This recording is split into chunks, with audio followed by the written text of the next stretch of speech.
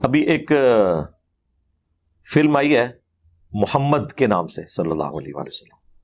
ابھی یوٹیوب پہ انہوں نے 2-3 ہفتے پہلے ہی اسے نا اردو ڈبنگ کے ساتھ اپلوڈ کیا ہے. ایران والوں نے وہ فلم بنائی تھی اور وہ انگلش میں بھی آ چکی بھی ہے اور اردو زبان میں چند ایک کلپس پہلے آئے تھے، اب پوری آ گئی ہے. ویسے وہ آپ لوگ فلم ضرور دیکھیں کیونکہ ابھی تازہ تازہ اپلوڈ ہوئی ہے تو وہ یوٹیوب کی نا سجیشن میں آ رہی تھی.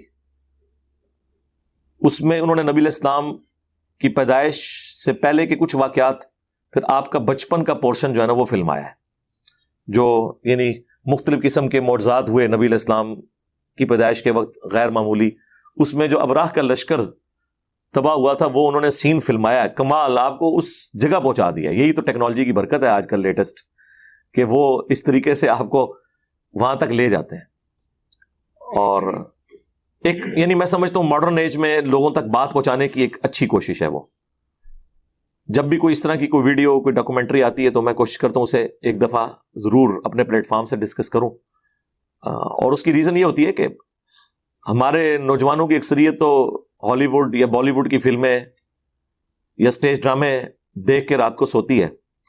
تو ایک دن یہ بھی ایفرٹ پٹ کر کے اس کو بھی ذرا دیکھ لے، کم از کم اسلام کا تو تعارف اسے ہو. بڑے صحیح طریقے سے انہوں نے ان تمام واقعات کو فلمایا ہے. اور پھر آپ کو یہ بھی پتہ چلے گا کہ کس سرزمین کے اندر، کس طرح کے لوگوں کے اندر اللہ تعالیٰ نے اپنے پیغمبر صلی اللہ علیہ وآلہ وسلم کو مبعوث کر کے اور کتنا غیر معمولی انقلاب برپا کیا. اگر اللہ کے محبوب صلی اللہ علیہ وآلہ وسلم یونان میں پیدا ہوتے یا رومنز کے اندر پیدا ہوتے، کسی محل کے اندر، یا پرشینز کے کسی حکومتی خاندان میں پیدا ہوتے اور پھر وہ ایک بڑے لیڈر کے طور پر سامنے آتے تو بات سمجھ آتی تھی کہ وہ سسٹم کی آؤٹ پٹ تھے. لیکن عرب کے وہ گنوار لوگ جو پانی پینے اور پلانے کے اوپر کئی سال تک جنگ لڑے اور خاندانوں کے خاندان قتل ہو جائیں، اس طرح کے گنوار لوگوں میں، اور ان پڑھ امی، انہیں امی کہا جاتا تھا، جاہل، نہ کسی پیغمبر سے واقف، نہ کسی شریعت سے واقف. ابراہیم علیہ السلام کو بھی اپنے جد امجد کے طور پر وہ جانتے تھے، پیغمبر کے طور پر نہیں، کیونکہ ظاہر حضرت ابراہیم ہی ان کے پرکھ تھے نا، آباء و اجداد. یعنی حضرت ابراہیم علیہ السلام نے ہی آ کے شہر مکہ آباد کیا تھا. جس طرح یہاں پہ بھی ہمارے وہ ایک ایکس پرائم منسٹر صاحب کہتے تھے میں عبد القادر جیلانی کی اولاد میں سے ہوں. تو بس وہ اولاد ہونے کے اعتبار سے ہی لوگ اپنے آپ کو منسوب کر رہے تھے، باقی وہ حضرت ابراہیم علیہ السلام کے دین پہ نہیں چل رہے تھے. اکا دکا لوگ ہوں گے موحدین، باقی تو میجورٹی جو ہے وہ بت پرستی میں انوالو تھی. خانہ کعبہ کا طواف کرتے تھے، ظاہر ہے وہ نسل در نسل چل رہا تھا طواف کعبہ. حج بھی ہوتا تھا، لیکن اسی خانہ کعبہ کے اندر انہوں نے 360 بت رکھے ہوئے تھے. اچھا، اللہ کے نام سے بھی واقف تھے. یہاں پہ سب کانٹیننٹ میں مشہور ہے کہ جی وہ اللہ کو نہیں مانتے تھے. جناب اللہ کو مانتے تھے. وہ اللہ کو نہ مانتے ہوتے تو رسول اللہ صلی اللہ علیہ وآلہ وسلم کے والد محترم کا نام عبداللہ ہوتا رضی اللہ تعالیٰ عنہ علیہ السلام. اور کسی حد تک بعض لوگوں میں توحید بھی تھی. عبداللہ نام اس لیے رکھا ہے نا، اللہ کا کانسیپٹ تھا. ہاں، وہ یہ کہتے تھے اللہ کے ساتھ یہ چھوٹے چھوٹے دیوتا بھی ہیں، سب آرڈینیٹس ہیں اس کے، چھوٹے آلیہ ہیں. وہ بڑا آلیہ ہے، یہ چھوٹے آلیہ ہیں. اسی لیے صحیح مسلم شریف میں ان کی جو تلبیہ کے الفاظ آئے ہیں، لبیک اللہم لبیک، تو وہ بولتے تھے لیکن ساتھ بولتے تھے کہ تیرا کوئی شریک نہیں سوائے اس کے کہ جس کو تو نے اپنا شریک بنایا ہوا ہے اور اس کا مالک بھی تو ہے. وہی گل جڑی ایتھے کرتے ہیں بزرگوں نے پیچھے بھی اللہ ہی ہے جی. ہاں، سرکار تواڈے وڈے بھی یہی کہندے سن کہ لات عزا منات کے پیچھے بھی اللہ ہی ہے. سب سے بڑا جھوٹ اس سب کانٹیننٹ میں یہ بولا گیا ہے کہ مشرکین عرب اللہ کو نہیں مانتے تھے، لہٰذا قرآن کی جتنی توحید ہے وہ ان لوگوں کے بارے میں جو اللہ کو نہ مانے یا جو بت پرستی کریں، کیونکہ انہوں نے اپنی قبر پرستی چمکانی تھی، توحید سے انہوں نے آنکھیں بند کرنی تھی، شیطان نے انہیں یہ پٹی پڑھا دی. اس سے بڑا کیا جھوٹ ہوگا؟ قرآن میں درجنوں جگہ یہ ٹاپک ڈسکس ہوا ہے. سورۃ المومنون میں تو بڑی شان سے آیا ہے کہ ان سے پوچھو کہ زمین و آسمان کا مالک کون ہے، یہ کہیں گے اللہ. ان سے پوچھو کون جو ہے وہ مردہ زمین کو زندہ کرتا ہے، یہ کہیں گے اللہ. کتنے سوالات پوچھے گئے ہیں. تو اینڈ پہ اللہ تعالیٰ فرماتا ہے اگر یہ سب کچھ تم مانتے ہو کہ اللہ کرتا ہے، پھر کہاں اوندا منہ گرتے ہو, اللہ کے ساتھ اور ہستیوں کو کیوں شریک کرتے ہو؟ تو جھگڑا وہاں پہ بھی شریک کرنے کا تھا, اور وہ بھی یہ کہتے تھے پیچھے اللہ ہی ہے. ہاں ایک آپ ڈفرنس کہہ سکتے ہیں تھا, جس طرح میں کہتا ہوں چشتی رسول اللہ اور اشعری رسول اللہ والے فتوے سے اس لیے بچ گئے آپ لوگوں کے فتوے سے, میرے سے تو نہیں بچیں گے, کہ انہوں نے اپنے آپ کو امتی نبی نہیں کہا, صرف کلمہ پڑھایا اور کہا میں کیا ہوں, ایک کمینہ غلام ہوں. واقعی کمینہ ہی نکلے ہیں, کمینہ غلام ہوں. اینڈ پہ یہ کر دیا. غلام قادیانی دجال سے غلطی ہوئی کہ اس نے اپنے آپ کو امتی نبی کہہ لیا. مشرکین عرب سے یہ غلطی ہوئی کہ انہوں نے کہا یہ چھوٹے آلہہ ہیں, چھوٹے خدا ہیں, اور ان کا مالک بھی اللہ ہی ہے, لیکن خدا کا لفظ بول دیا آلہہ. انہوں نے ان چھوٹے آلہہ سے بھی بڑا درجہ دیا ہوا ہے اپنے ان بابوں کو جو مر چکے ہوئے قبروں میں پڑے ہوئے,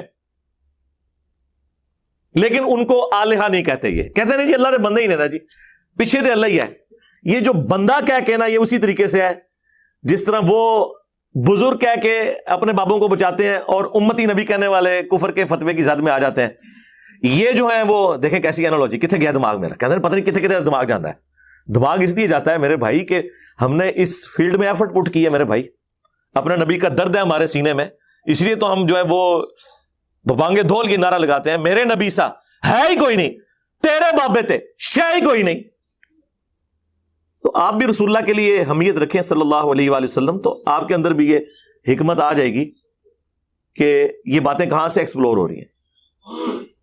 یہ عرب کی سرزمین کے اندر جہاں اس طرح کا سسٹم ہو, ایک شخص پیدا ہو اور وہ بھی 40 سال تک اس کی زندگی ایک ڈائنامک لائف ہو, کوئی کسی پادری کی صحبت نہیں, کسی مذہبی پرسنالٹی کی صحبت نہیں, کسی فلاسفر کی صحبت نہیں, کسی شاعر کی صحبت نہیں. بخاری مسلم میں آیا کہ میں بچپن میں چند دراہم کے اگینسٹ مکہ کے لوگوں کی بھیڑ بکریاں چرایا کرتا تھا. نبی علیہ السلام یہ کرتے تھے. ٹھیک ہے, اور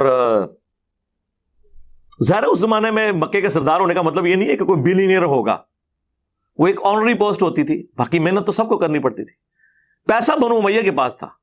ہاں بنو ہاشم جو ہے نا ہماری طرح درویش لوگ, بس اللہ کے گھر کی خدمت کرنی, اللہ اللہ کرنا, اس کی وجہ سے ان کے پاس وہ حرم کی خدمت تھی. پیسہ سارا بنو امیہ کے پاس. اور یہ بنو ہاشم اور بنو امیہ کی جو ایک ٹسل ہے وہ رسول اللہ کی بعثت سے پہلے کی تھی, وہ بھی آپ کو وہاں پہ نظر آئے گی.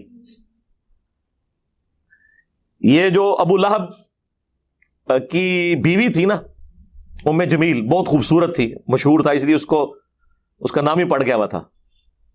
یہ رسول اللہ کے والد عبداللہ کے ساتھ شادی کرنا چاہتی تھی, لیکن اللہ کو تو کچھ اور ہی منظور تھا.